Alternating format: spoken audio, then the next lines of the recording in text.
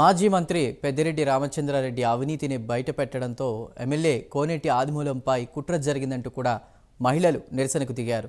తిరుపతి జిల్లా నారాయణవనం హైవేలోని అంబేద్కర్ విగ్రహం ఎదుట శాంతియుత నిరసన తెలిపారు మహిళలు, దళిత సంఘాల నాయకులు. 45 ఏళ్ల పాటు మచ్చలేని రాజకీయ నాయకుడిగా ఎదిగిన వ్యక్తి ఆదిమూలం అని గుర్తు చేశారు. గ్రామస్థాయి నుంచి వివిధ హోదాల్లో పనిచేసిన ఆయన ఓ మహిళపై లైంగిక దాడి చేశారని ఆరోపించడం దారుణమన్నారు. టీడీపీలోనే కొంతమంది స్వతంత్ర అభ్యర్థి యాతటి రమేష్ బాబుతో కలిసి ఆయనకు ఒక పథకం ప్రకారం కూడా ఈ కేసులో ఇరికించారని అన్నారు.